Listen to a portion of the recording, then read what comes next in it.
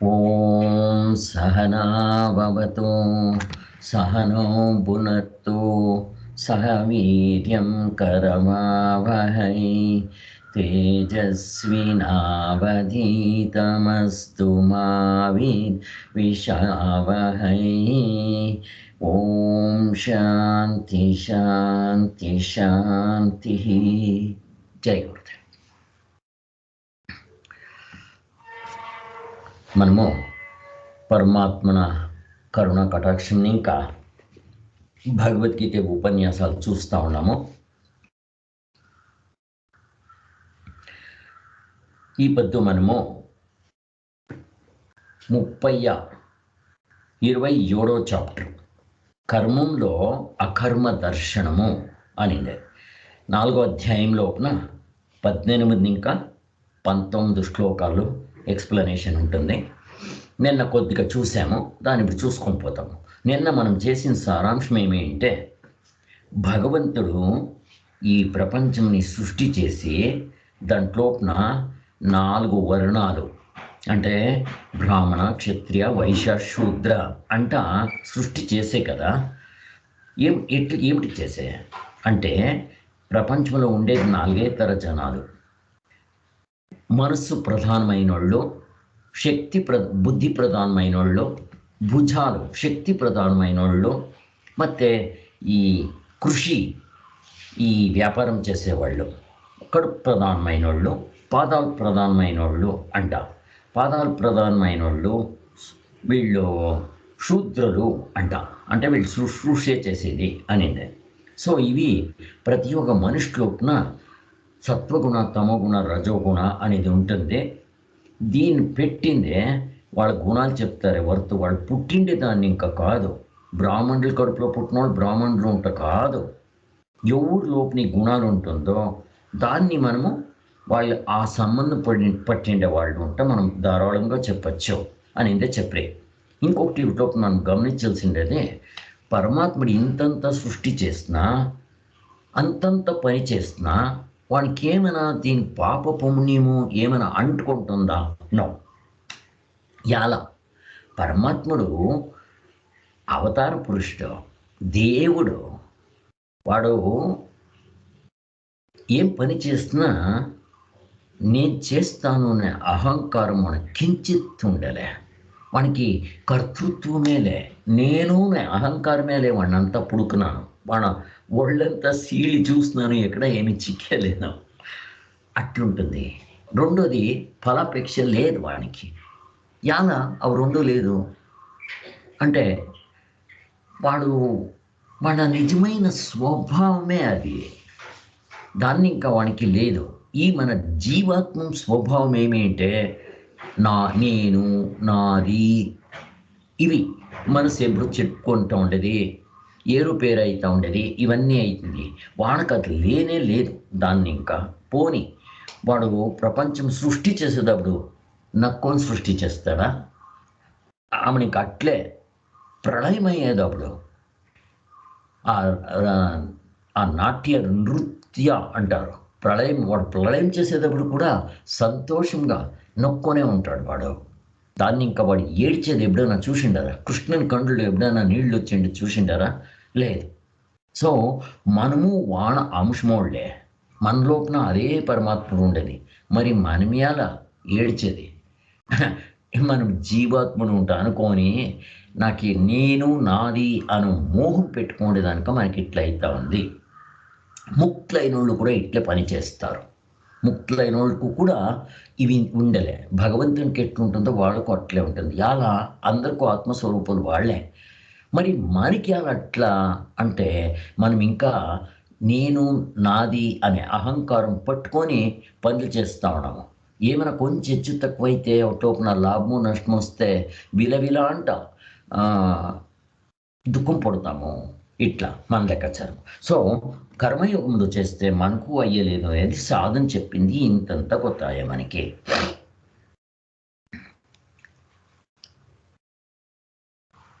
ఆమెకి ఇక్కడ జ్ఞానంని బాగా పొగిడిండారు. ఎలా అంటే కర్మము జ్ఞానము రెండు చెప్పిండారు. అయితే ఒకలోపల జ్ఞానము చాలా శ్రేష్టము. ఎలా జ్ఞానం ఇంకనే మనకు మోక్షమయ్యేది అనేది ఒకటి హైలైట్ చేసిరి. సో ఇప్పుడు ఈ కర్మంలో అకర్మం ఎవరికి తత్వజ్ఞానం ఉండేదో వాళ్ళకి శోకమోహాలు ఉంటుంది. ఆశ దుఃఖంకి మూల కారణము అనేది అర్జునునికి మోహము. ఏ మోహము? వాళ్ళ తాతగారులు వాళ్ళంతా చంపుతాము అనే వాడి పైన ఉండే మోహము, అటాచ్మెంట్, ఇంకా వానికి దుఃఖము. సో అది పోగొట్టుకునేదానికి జ్ఞానం ఇంకనే సాధ్యము అనేది చెప్పిండారు. దానికి సాధన ఏమి? కర్మయోగ. ఇక్కడ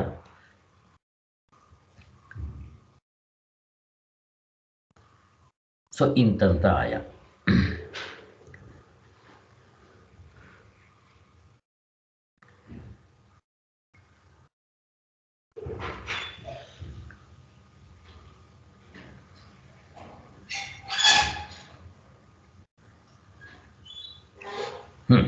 ఇప్పుడు మనకి నిన్న ఈ ప్రశ్న వచ్చింది ఇదే.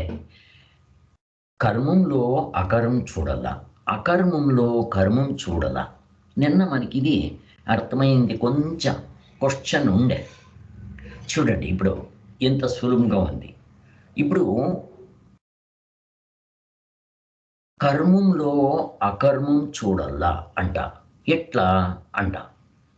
ఇప్పుడు భగవంతుడు చూడండి, వ్యవహార దృష్టిని ఇంకా వాడు జన్మం ఎత్తుకొని వచ్చిండాడు. వాడుకు శరీరం ఉంది, బిడ్లు ఉండారు, పెండ్లాలు ఉండారు, సంసారం ఉంది.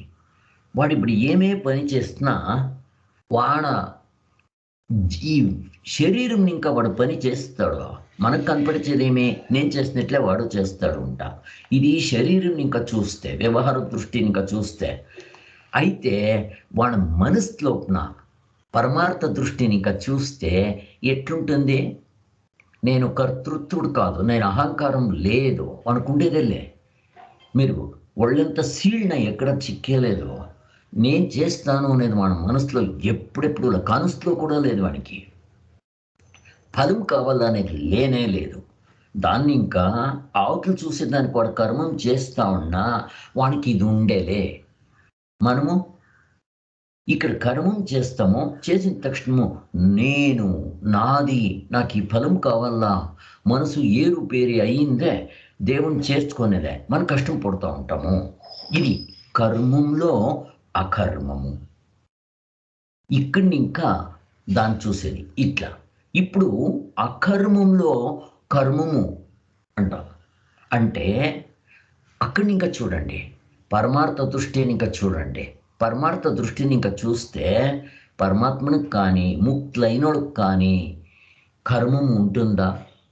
లేదు. ఎట్లా చెప్తారు?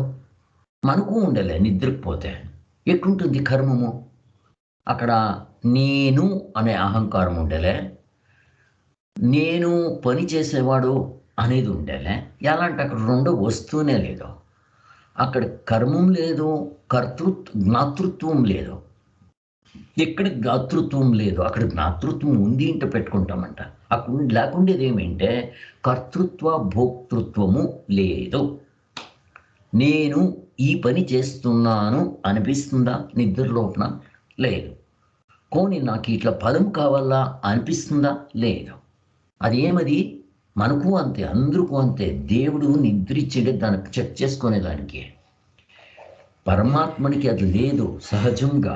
వానికి నైసెస్, వానికి సహజము, ఎఫర్ట్లెస్, చాయిస్లెస్, స్పాంటేనియస్, అన్కండిషనల్. వానికి ముక్తికి అట్లే ఉంటుంది.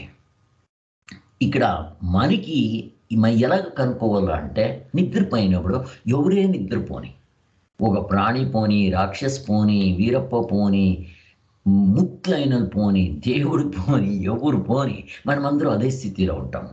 దాన్ని ఏమంటారు? నిష్క్రియ స్వరూపము. క్రియం లేదు. ఇప్పుడు మనం వేకింగ్ స్టేట్కి వచ్చిన తక్షణము మనం కాదు, బ్రహ్మజ్ఞానిలు, అవతార పురుషులు ఎట్లు పనిచేస్తారో వాళ్ళు ఒక నిమిషం కూర్చొనేలే, సోంబేరీలు కాదు. ఎప్పుడు కంటిన్యూస్గా పని చేస్తూ ఉంటారు. వాళ్ళు చేసినంత పని మనం 100 జన్మాలు ఎత్తుకొని చేసే కయ్యలేదు. అట్లా అంత పనులు చేస్తున్నా వాళ్ళకి మనకు చూసేదానికి వాళ్ళు చేసినట్లున్నా ఇది వ్యవహార దృష్టిని ఇంకా పారమార్థ దృష్టిని ఇంకా చూడండి. వాళ్ళని అడగండి, నేనేం చేస్తలేదు, రాముడు కర్తుడు, నేను ఊరికే నిమిత్తుడు. ఈ భావనే కాదు, అనుభవం. ఇప్పుడు మనము ఆ ఒక స్థితి పొందల్లా అంటే కర్మయోగంలో చేస్తే మనకు అట్లే అవుతుంది. ఇంతే. ఐ థింక్ ఇప్పుడు మీకు క్లియర్ అయింది అనిపిస్తుంది. ఇంత చాలు మనకి. ఇక్కడ చూడండి, ఈ శ్లోకం పూర్తి చదువుతాను.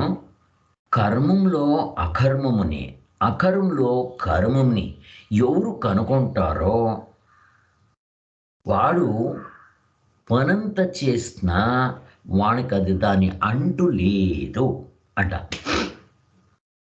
ఇది మనము అజ్ఞానం ఇంకా బంధనానికి చిక్కేసుకోవడము. దానికి సొల్యూషన్ ఏమి, జ్ఞానం ఇంకా ముక్తులైతాము అనేది ఒకటి అర్థము. ఇప్పుడు దీనికి మీకు ఎగ్జాంపుల్ ఇచ్చినానో లేదో గుర్తులే నాకే, ఇప్పుడు ఇస్తాను.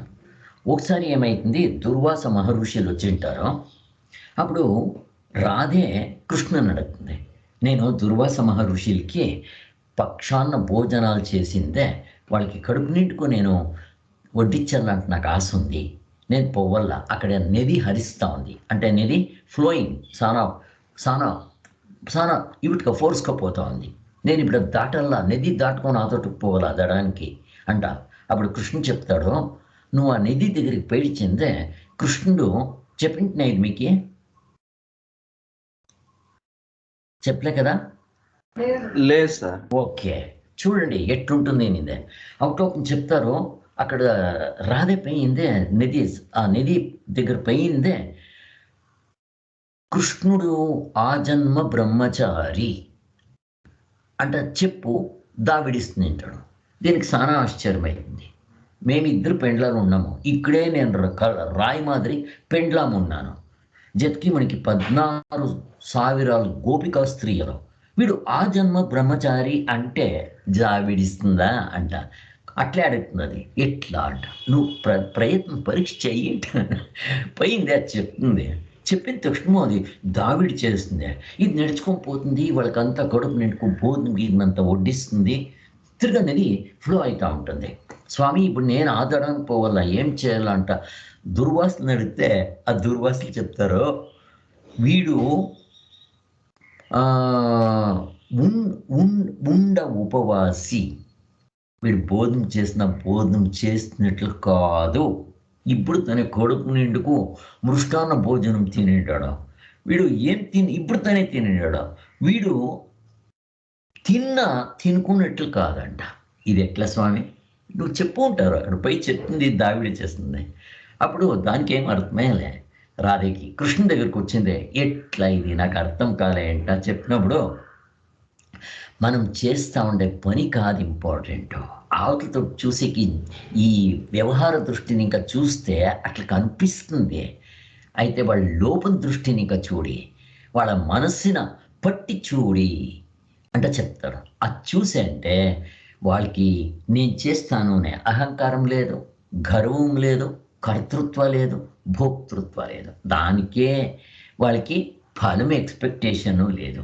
యాలా ఫలం ఎక్స్పెక్టేషన్ లేదు వాళ్ళకి, దేవునికి కానీ ముక్తులైన వాళ్ళకి కానీ యాల ఫలం ఎక్స్పెక్టేషన్ లేదు. చెప్పండి, ఏమిటికి వస్తారు వాళ్ళకి? వాళ్ళు ಯಾವ ఫలానికి వచ్చేసే పనిలే. Why it is so? వాళ్ళకి కర్మయోగంలో చేస్తారు, ప్లస్ వాళ్ళకి నిజమైన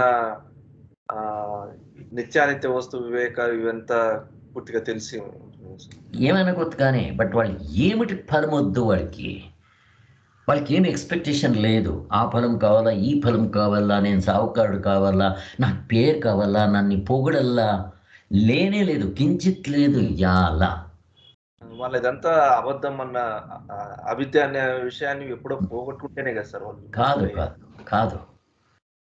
ఇప్పుడు మనము ఇవన్నీ చేస్తాం ఏమిటి కోసము? దుడ్డు కావాలా, పెండ్లాం కావాలా, సంసారం కావాలా, నన్ను పోగడల్లా, ఏమిటి కోసము? హ్యాపీనెస్కి, ఆనందానికి కోసము. వాళ్ళకి అది వాళ్ళ స్వభావమే హ్యాపీనెస్. ఇరువు అరివు ఆనందము, సత్ చిత్ ఆనందము వాళ్ళ నేచర్. అది దాన్ని ఎవరు పీకెక్కాలి, దాని స్వభావము. అగ్గికి కాలేది స్వభావము. అట్లా ఆత్మన స్వభావం ఏమి అంటే ఉండేది జ్ఞాన స్వరూపము, ఆనంద స్వరూపము. వాళ్ళకి ఆ చిక్కింటుంది అది. ఆత్మ కామ కావాలా, మొదలు నాకు ఆత్మడే కావాలా, మోక్షం కావాలా అనే ఆశ పెట్టుకోవాలా. మీరు అక్కడ కనుక్కొని ఇంకా అకామత మన కామాలే పీడిస్తుంది. మొదలు ఎత్తుకుంటానే మనకు ప్రపంచం కామాలు ఉంటుంది. అది విడిచి ఆత్ముడే కావాలా అనేది కూడా ఒక కామమే. అవుటికి అక్కడ కూడా కోపాలు వస్తుంది కొన్నిసారిలో. వాళ్ళ సాధనలకి ఏమైనా అడచన అయితే కోపాలు వస్తుంది. అది కూడా గలియల్లా మనము గెలిచి మనం అక్కడ నిలిచింది ఇంకా వాళ్ళు చేసే పని ఇంకేమీ ఉండలే. ఫినిష్. వాళ్ళు పూర్తి అయిపోయినారు, ముక్తులైనారు. సో మొదలెత్తుకుంటేనే ఆత్మకామ చేసి మీరు తత్వంలో నిలబడితే ఏం కామాలు లేదు. దానికి ఏమంటారు, ఆప్తకామ. వాడికి చిక్కుండే ఆనందమేముంది. వాడు శ్రీమంతుడు. రోడ్లో పోతా ఉంటే 5 రూపాయలు పొడింటి ఎత్తుకొని పోతాడా? డెఫినెట్గా లేదు. వాడు కోట్యాధీశ్వరుడు. అట్లుంటుంది. దాన్ని ఇంకా వానికి ఆనందము. దాన్ని ఇంకా వానికి ఫలం ఏమి వద్దు. వానికి నేను అహంకారం ఉండాలి. వానికి కర్తృత్వ భోక్తృత్వ ఉండలేదు. దీనికోసము ఈ శ్లోకం చెప్పిండేది. ఇప్పుడు మనము కర్మయోగంలో చేస్తే అట్లయితాము అనేది చెప్తా ఉండేది.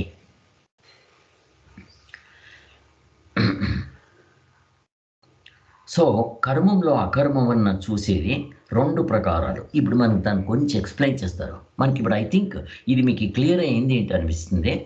అది ఇంపార్టెంట్.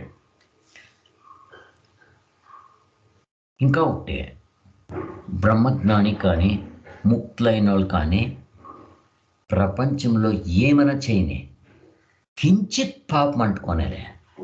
అది ఏమైనా చేయని అంటే వాళ్ళు యద్వాతత్వం ఏమీ చేసేలేదు. ఇలా సాధన చేసేటప్పుడే వాళ్ళు సత్వగుణము అంతా చేసుకొని వచ్చి వాళ్ళు ముక్తులైన ఇంకా ఎట్లు చిక్తే అట్లా చేస్తారు. అట్లేం లేదు. దాన్ని ఇంకా వాళ్ళు ఏమి అట్లా తప్పు పనులు చేసేకే పయ్యలే. వాళ్ళకి ఆ స్వభావమే లేదు. జీసస్కి మడులు కొడుతూ ఉన్నప్పుడు కూడా కోపమొత్తున దాలేదు. అది ఒక ఆడది రాజన్ పెండ్లి చేసుకున్న కోపమొత్తున దాలే. ఎలా అంటే వాళ్ళు ఆత్మకాములయ్యి దాన్ని పొందింటారు. అకామత వాళ్ళకి కామమే ఉండేలే. వాళ్ళకి ఆనందం లోకం తుట్నిక చిక్కినప్పుడు మరి ఈ ప్రపంచంలో చిక్కే జుజుబీ ఆనందానికి నీళ్లు నోరూరుతుందా? ఎప్పుడు లేదు అంట భగవంతుడు చెప్తా ఉన్నాడు. ఇప్పట్లోపనే ఇప్పుడు 2 ప్రకారాలు మనం కర్మం చేసే దాంట్లో. ఒకటి కర్మంలో అకర్మము. కర్మం చేసే దాంట్లో అకర్మం అంటే ఏమి చేయక ఉండేది ఏంట.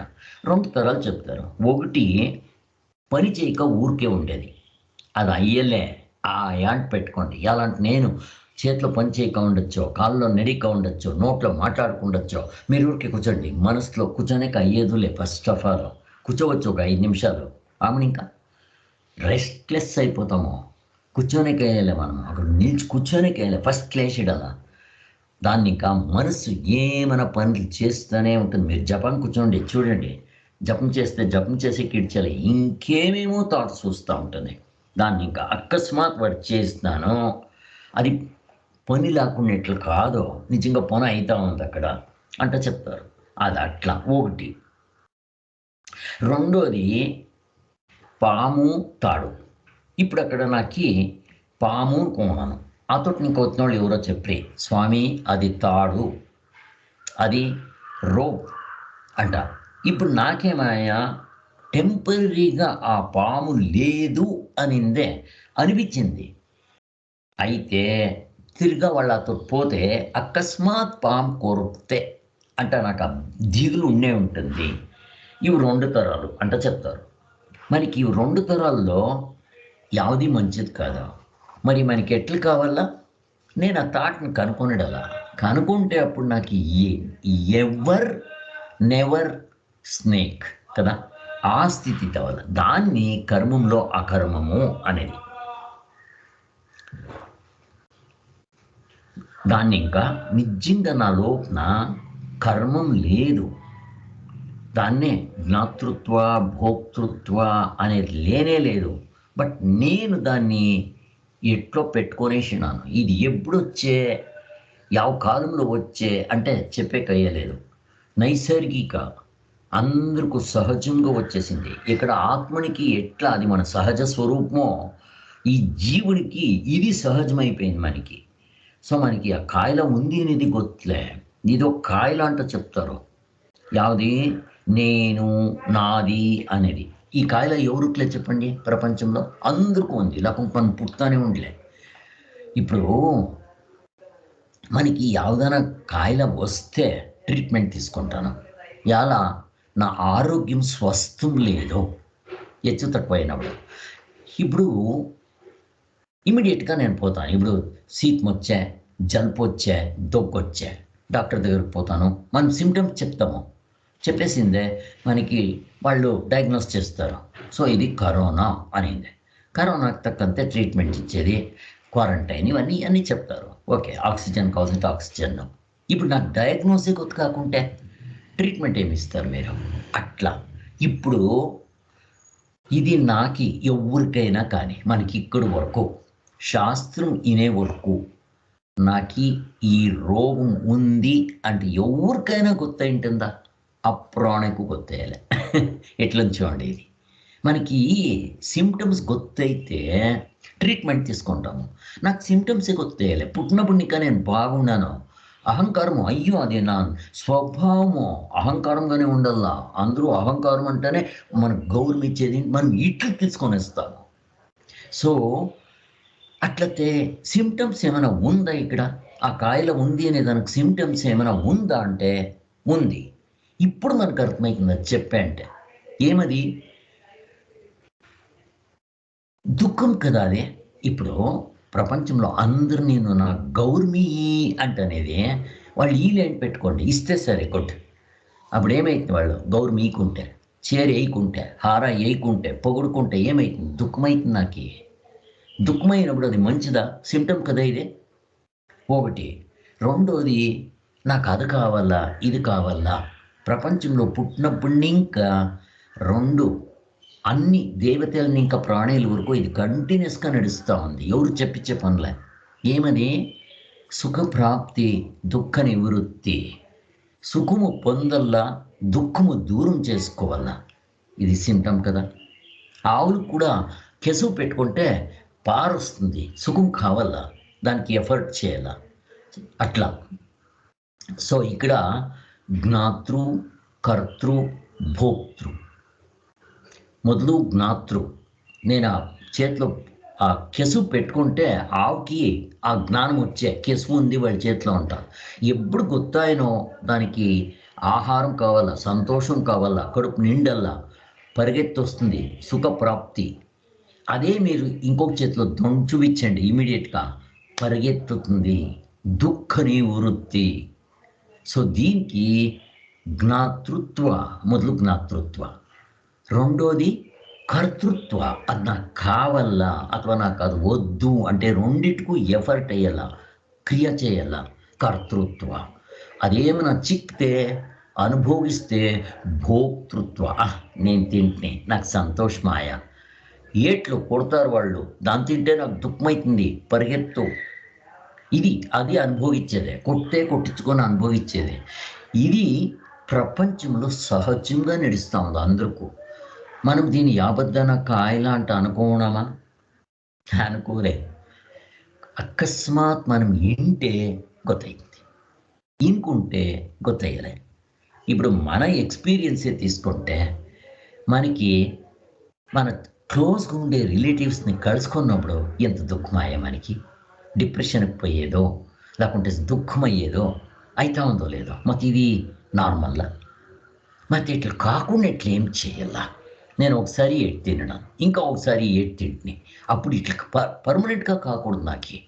ఇప్పుడు నాకింత దూరమైన వాళ్ళు వెళ్ళి ఇట్లయితే నాకు దగ్గరైన వాళ్ళు అయితే ఇంకెంత నేను విలువిలా అంట దుఃఖం పడుతున్నాను కదా. మరి దీన్ని తప్పించుకునేకి ఇది మన ఎక్స్పీరియన్స్. ఎప్పుడు మనకు అట్లా కొంచెం మనకు అర్థమైతే అది అప్పుడు సొల్యూషన్ ఏముంది అంటే అప్పటికే వస్తాం. ఎన్నో జనాలకి చెప్పినాను, కన్విన్స్ అయ్యలే, నేను ఉండేదే ఇట్లా అంటారు రాక్షసులు. ఆ భక్త ప్రహ్లాదుడు వాడు ఐకి చెప్పే రావణునికి ఎందరు చెప్పి అహంకారము గర్వము నాకేముండేది శక్తి అనిందే. వాళ్ళ ఇవుట్లో వాళ్ళ అంతమండ్లు పెండ్లాము ఆమెను ఇంకా వాళ్ళ మంత్రులు వాళ్ళ తాత ఎవరు చెప్పినా ఇండ్లే. మనకేం శాస్త్రం గొత్తలేదా? అంతా గొత్త ఇడ్చే కయ్యలేదు ఇది. అది అట్లా మనకి ఎప్పుడు గొత్తవుతుందో ఇది విచారమో అప్పుడు మనము కళ్ళు తెరిస్తాము. సో ఇది ఇంపార్టెంట్. సో అవుట్కోసరము ఈ నేను అహంకారం బిడ్లు జ్ఞాతృత్వ కర్తృత్వ భోక్తృత్వ ఇది జీవపుకి బండవాళము. మీరు దీన్ని చూడండి, అక్కడ లేనే లేదు. ఇట్లా చూడండి ఎంత బాగుంది. అక్కడ కర్తృత్వాలే భోక్తృత్వాలే ముక్కలే వరకు నిద్రలో చూసుకోండి లేదు. అట్లుంటుంది మనకి యాన నిద్రలో మనకి యాన బేరేది కావాలని ఇచ్చాలే ఆనందంగా ఉన్నాను దేవుడు ఇచ్చిండాడు. అదే ఆ ఆనందం పైన ఈ ప్రపంచంలో ఉండే ఆనందాన్ని మెజర్ చేయండి చూస్తాం మీరు. నెవర్. అది ఎంత హై లెవెల్లో ఉంది, ఇది ఎంత తక్కువ లెవెల్లో ఉంది. ఇక్కడికక్కడ కంపేర్ చేస్తే మనం హ్యాపీ అనాలిసిస్లో చూస్తే మనుష్యలోక ఆనంద ఇక్కడ కింద ఫస్ట్ లెవెల్, అక్కడ బ్రహ్మానంద ముక్లైన వాళ్ళ ఆనంద గ్రడేషన్స్ మల్టిప్లికేషన్ ఇన్ఫినిట్. ఇది యూనిట్స్ జాస్తి అయితే పోతుంది. మన సంసారంలో నేనేమైనా భోగం చేసేకపోతే డిమినిషింగ్ ఆఫ్ రిటర్న్స్ అంత చూస్తూ మనం హ్యాపీ అనాలిసిస్. సో మనకి ఇంత బాగా అర్థమవుతుంది కదా. అదని ఇంకా ఆత్మలోపన. సో దానికి స్వాములు ఒక ఎగ్జాంపుల్ కూడా ఇస్తారు ఇక్కడ. ఇప్పుడు కుదురే నిల్చింది అంట చెప్తాము. అదే తర కొండ నిల్చింది, మాను నిల్చింది అంటాం. రెండిటికి వ్యత్యాసం లేదా? కుదిరే పారుతుంది, ఇప్పుడు నిల్చింది. కొండ ఎప్పుడైనా పారిందా? అది ఎప్పుడు నిల్చే ఉంటుంది. అయినా మనం ఏమంటాము? కొండ నిల్చింది, చెట్లు నిల్చుకోంది అంటాము. అట్లే కర్మంలో అకర్మ. కొండలు ఎబ్బదన్నా పారుతుందా, నడుస్తుందా, కర్మం చేస్తుందా? లేదు. దాన్ని మనం ఏమంటాము? కర్మము దానిపైన తెచ్చేస్తాము. నిజంగా కర్మం లేదు. కుదిరేలో కర్మం ఉంది, అది మనం నిలిచింది అంటే చెప్తాము. ఇట్లా ఇవి రెండు మనము కావాల్సింటే కొంచెం కంపేర్ చేసుకోవచ్చు అంటారు. దానికోసము ఆత్మంలో ఎప్పుడు కర్మం లేదు. కర్మం ఉంటే అది ఆత్ముడు కానే కాదు. అక్కడ కర్తృత్వ లేదు, కర్తృత్వం ఎప్పటి లేదు, భోక్తృత్వం లేనే లేదు. భోక్తృత్వం లేకుంటే ఆనందం ఎక్కడ? లోపనుంది. దానికి ఆనందం గణీనే ఉంది దాంట్లోపన. దాన్ని ఇంకా లేదు ఉంటే ఆత్మనికి చెప్పేది. ఈ జీవప్పుడు దాన్నే పెట్టుకొని ఉండడం అది నిజంగా ఉండే పనిలే. అది ఇడిచినా ఉండేకొస్తుంది మనకి, ఇంకా బాగుండొచ్చు, ఆనందంగా ఉండొచ్చు అంట మనం ఇక్కడ అర్థం చేసుకోవాలా. ఇప్పుడు దానికి మన లోపనుండే అనుభవం ఎగ్జాంపుల్ ఇస్తారు చూడండి. కర్తృత్వ భోక్తృత్వ డీప్ స్లీప్లో లేదు, అది కరెక్ట్. నాకు వేకింగ్ స్టేట్లో ఎక్కడన్నా చూపించండి స్వామిలో అంట. ఇప్పుడు నేను కనసులోపన ఇవన్నీ ఉంటుంది. యావది జ్ఞాతృత్వ కర్తృత్వ భోక్తృత్వ. కనసులోపన నేను ఇల్లు కడతాను, పెద్ద ఇల్లు కడతాను, అరమనేనే కడతాను. లేకుంటే మీ అమెరికాలో వాడు ప్రెసిడెంట్ ఉండరు కదా, 13 floors ఏమో ఉందంట కదా. వాడు ఎప్పుడైనా ఉద్యమమైనా అక్కడ పై చూసిండాడో లేదో గొత్తలే నాకు. ఇప్పుడు అంత కట్టింటాడు. అప్పుడు వానికి జంబము ఉంటుంది, నాది ఇల్లు ఇట్లా ఎవరి దగ్గర లేదు అనిందే. నేనే కట్టించిన్నాను, నేను ఇంత శ్రీమంతుడు అనేది కనసులోపన అట్లా ఆయ అని పెట్టుకోండి. అది కనసు అనుకోండి. అంత చేసే అంత ఆయా, దాన్ని భోగిచ్చే అంత ఆయా. ఓసారి వేకింగ్ స్టేట్కి వచ్చి అని పెట్టుకోండి. ఇప్పుడు ఆ జ్ఞాతృత్వము, నేను పెద్ద ఇల్లు కట్టాలా అంట మనకు మనసుకు వచ్చింది, దాని కన్స్ట్రక్షన్ చేసింది, దాన్ని కర్తృత్వము, దాన్ని ఆ సుఖము భోగించింది, అయిపోయా నిజంతోనే అది కనసులో. వేకింగ్కి వచ్చిన తక్షణము ఏమనుకోవాలి వాడు, ఛే ఎట్లా తెలియదు.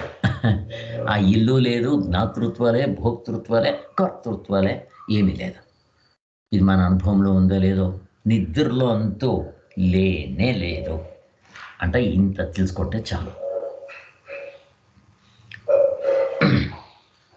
ఈ కర్మాలు మనకి బరీ తోరిక, అంటే బరీ షో. కర్మాలు కానీ, కర్తృత్వ కానీ, భోక్తృత్వ కానీ నిజంగా షో ఇది అంటే చెప్తారు.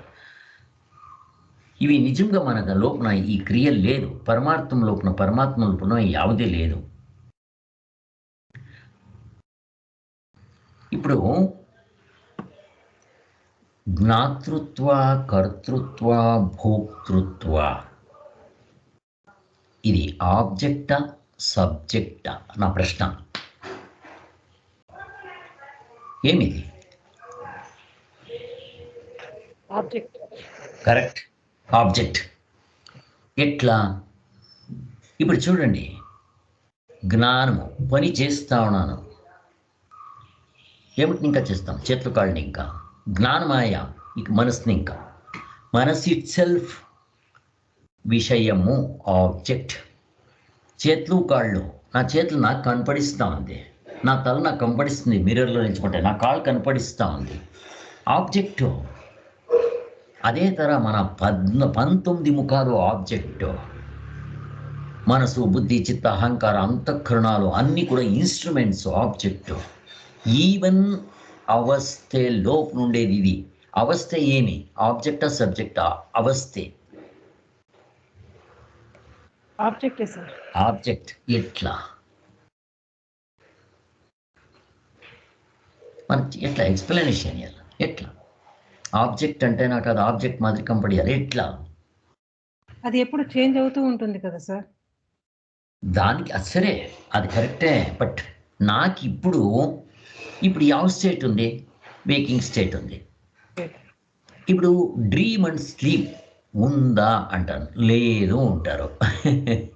దాన్ని ఇంకా ఆబ్జెక్ట్, ఇది ఉంది ఇది లేదు అనేది నాకు గుర్తవుతుంది. ఎవరికి గుర్తవుతుంది? వాడు సబ్జెక్టు. ఇప్పుడు నాకు వేకింగ్ స్టేట్ ఉంది, డ్రీమ్ స్టేట్ లేదు, స్లీప్ లేదు అనేది హోల్సేల్గా అవస్థని చూడాల్సింటే ఎక్కడి నిల్చుకొని చూస్తారు మీరు? ఆత్మలో నిల్చుకొనే చూడాలా. ఎలా అంటే ఈ జీవాత్ముడు ఆ అవస్థ లోపం ఉండేవాడు, వీడు దాన్ని హోల్సేల్గా పైన తోటి నీకు ఎట్లు చూసేకి వస్తున్న వాడికి, వాడు చూసేకి వచ్చేలే. ఇప్పుడు నన్ను విడిపించుకోండి దీన్ని, దాన్ని విడిపించుకోండి దాన్ని. ఇంకా నాకు అర్థమవుతుంది నేను చెప్పిన తక్షణం. అక్కడ నేను చెప్పేది అట్లే. ఇప్పుడు డైరెక్ట్గా అడిగితే మనకి దావకు వచ్చే మొదలు కాదప్ప. ఇప్పుడు ఎవరినైనా అడగండి, వాడికి ఏమి గుర్తులేకుండా అడగండి, ఏమప్ప waking state, dream state, sleep state 3 ఉంది.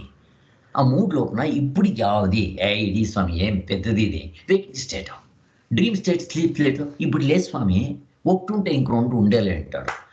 ఇది వానికి విషయము. వాడిని అడగండి ఎట్లు పోతాయట, నాకే స్వామి అంటాడు వాడు. వాడి అర్థంలో నాకేంటి? వాడు ఎవరికి చెప్తారు చెప్పండి?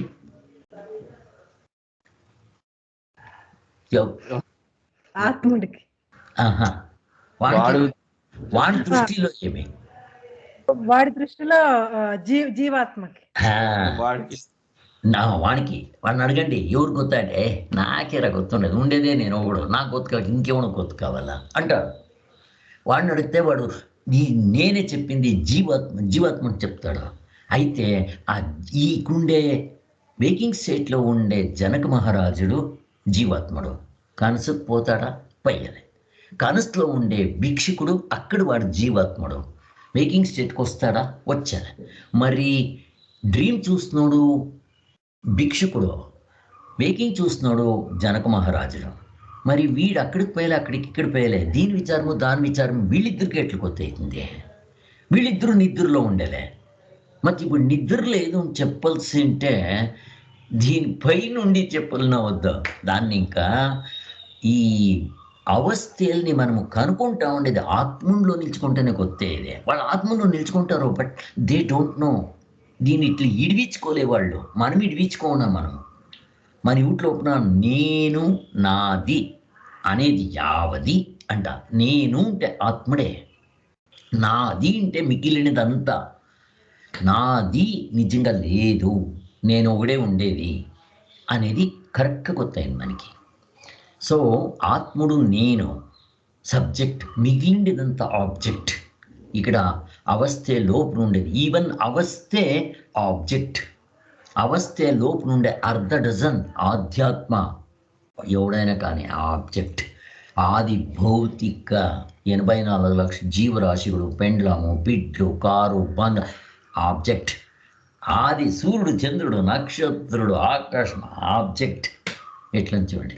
మరి ఇవి నిజంగా ఉండేది కాదు, అశాశ్వతము. ಮತ್ತೆ ఇది దుఃఖాలయము, అనిత్యము. మనకి ఇప్పుడు కొత్తయింది. ఇప్పుడు అది పరమాత్ముడు శాశ్వతము. అవునిక వాడు ఆనంద స్వరూపము.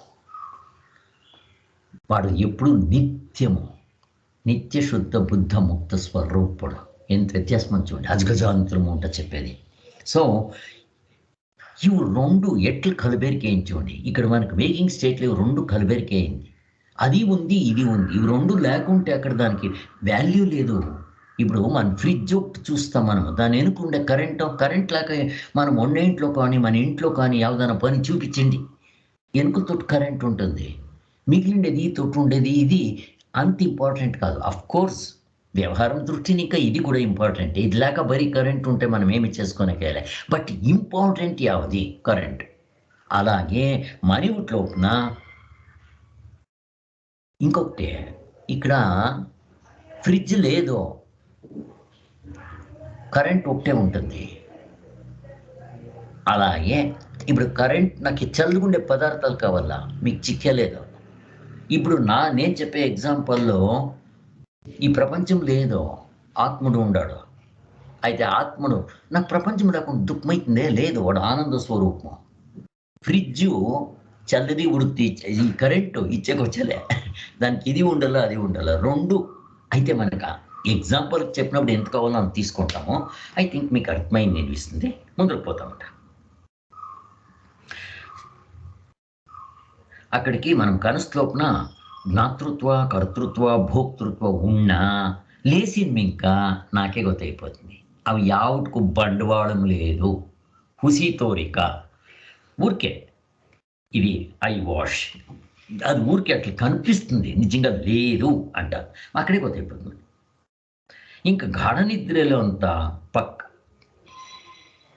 ఇవాళ ఇది ఇట్లా మన స్వభావం కాదు. ఇది అగ్గికి కాల్చేది తన స్వభావము.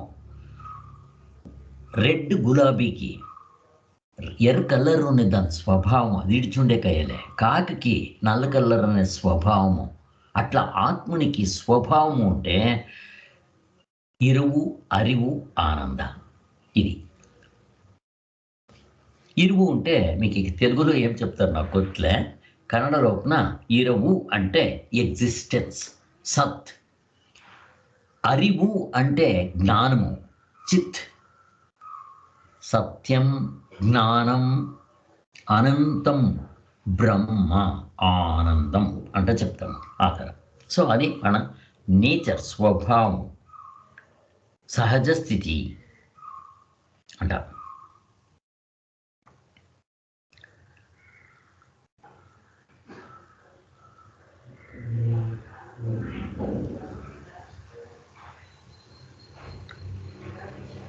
ఇప్పుడు అజ్ఞానిలు ఎవరు అంట.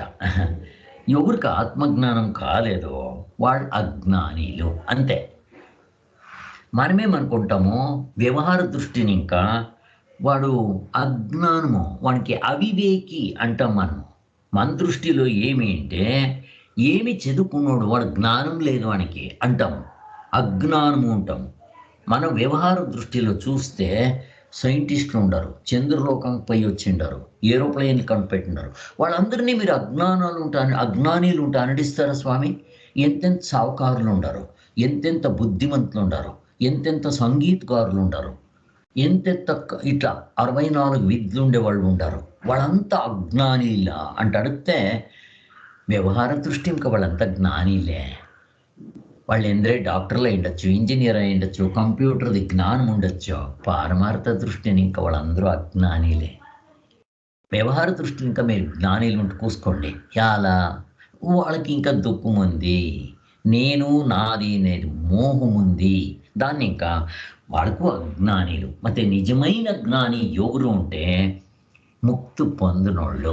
దానికే వాళ్ళకి సర్వజ్ఞ అంటారు.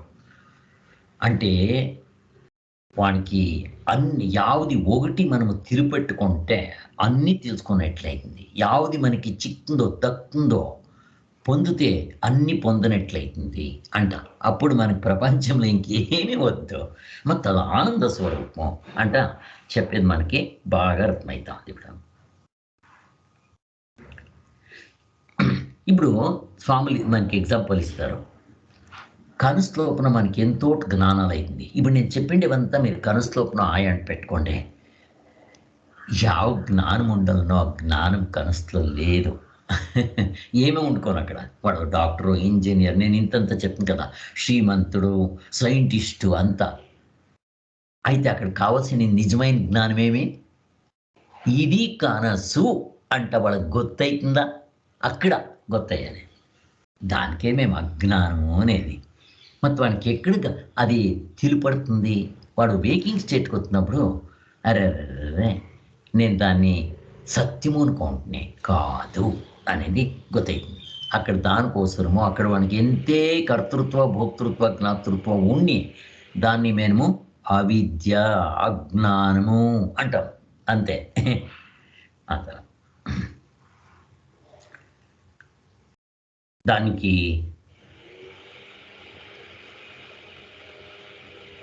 వ్యవహార దృష్టిని ఇంకా ఎంతే జ్ఞానిలైంది. మన ఆత్మ దృష్టి, పరమార్థ దృష్టిని ఇంకా వాళ్ళు అందరూ అవివేకిలు, అజ్ఞానీలు, విచారం చేసినోడు కాదు అంట. మరి ఎవరు ఆత్మజ్ఞాని ముక్తులైనోళ్ళు మాత్రము నిజంగా జ్ఞానీలు, సర్వజ్ఞ. వాళ్ళకి ఏమేమంటారో సర్వజ్ఞ, ఆమెను ఇంకా అంతర్యామి, ఆనంద స్వరూపము, ఇవన్నీ చెప్తారు.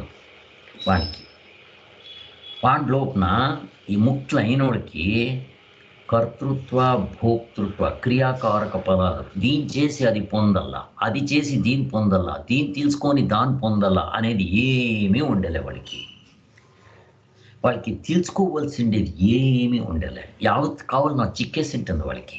ఆ తర అంట చెప్తారు. దానికోసము వాళ్ళకి శోకమోహాలు లేదు అంటారు. సో అర్జున్ అనుకునింది శోకమోహాలు కలిసేదానికి అవిద్య, అజ్ఞానం అని చెప్పి వాడంత రాజు అయినా కూడా వాడుకు శోకమోహాలు ఉండే. ఎవరైతే ఏం కావాలా దానికోసం ఎట్లా దేవతలకు ఇడ్చలేదు, దానికి జ్ఞానం పొందల్లా అనేదాన్ని చెప్పింది మనకు అర్థమయ్య. ఈ తర ఎవడు కర్మాతీతుడై ఉంటాడో, కర్మాల్ని మీరింటాడో వాడు ఆత్మతత్వాన్ని కనుక్కొని ఉండేవాడు అయింటాడు. వాడిని జ్ఞాని, యుక్త, ಮತ್ತೆ స్థితప్రజ్ఞ, భక్త, గుణాతీత ఇట్లంతా పేర్లోకి వస్తారు అంట చెప్తారు. యుక్త అంటే ఏమి అంటే అన్ని మనసుని సమాధానంగా పెట్టుకున్నాడు, బ్యాలెన్స్గా. చిత్తవృత్తిని వాడు మెయింటెనెన్స్, బ్యాలెన్స్ చేసుకుంటూ ఉండేవాడు అంట చెప్పేది. మనసుని ఎప్పుడూ బ్యాలెన్స్గా పెట్టుకుంటాడు, సమాధానంలో ఉంటుంది, అది ఎప్పుడూ ఆనందంగా ఉంటుంది. అక్కడ ఏరు పేరు లేదు. కర్మయోగం మనము చేస్తే మన మనస్సు ఆ స్థితికి వస్తుంది అంట చెప్పేది.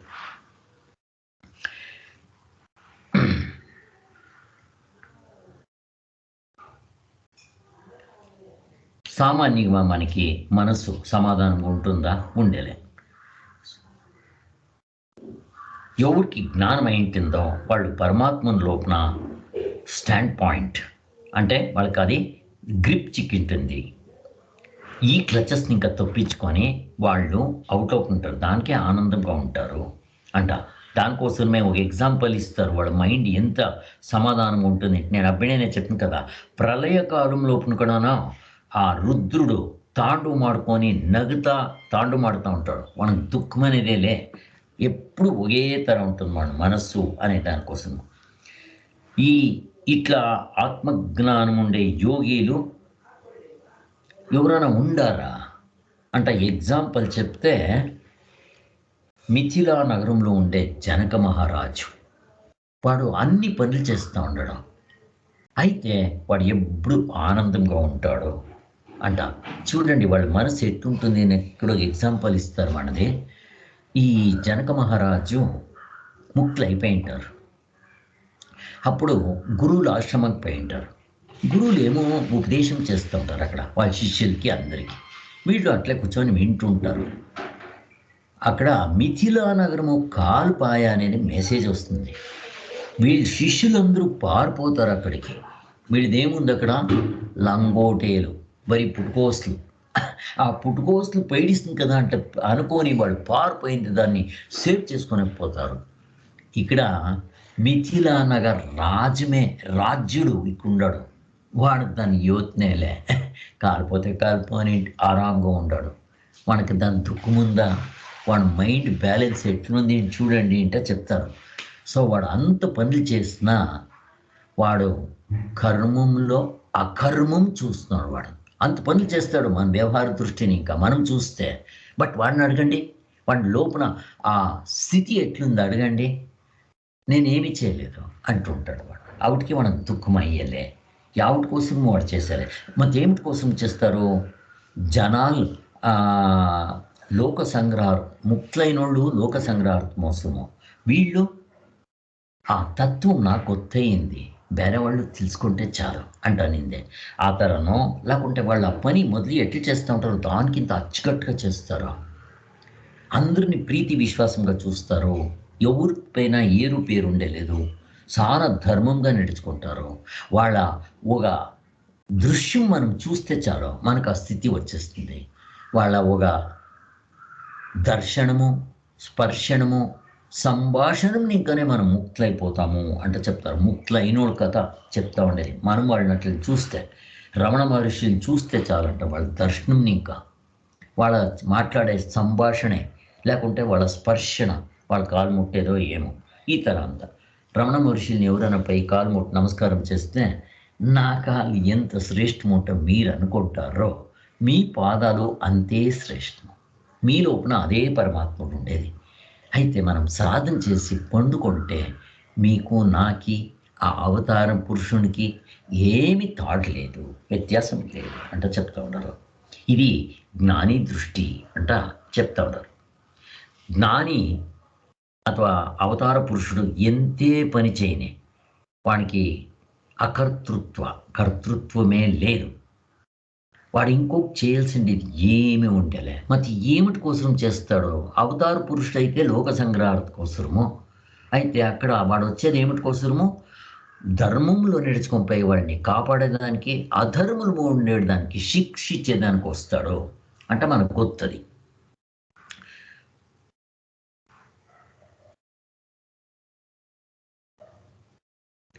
సో మనము పొందాల్సిండేది ఏమి అంటే జ్ఞానము, అదే ఫైనల్ అంట చెప్తా ఉన్నారు.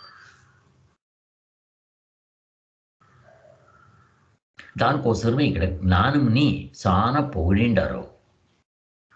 సో ఇక్కడికి అదికి అంత ఉపసంహారం చేస్తూ ఉంటారు. దానికోసము మన గీతలో కానీ, భగవద్గీతలో కానీ, ఉపనిషత్ కానీ, బ్రహ్మసూత్రాలు కానీ, దాంట్లో ఉన్న జ్ఞానానికి ముఖ్యమైన ప్రధాన స్థానం ఉంది అంట చెప్తా ఉన్నారు. సో ఓం శాంతి శాంతి శాంతి. జై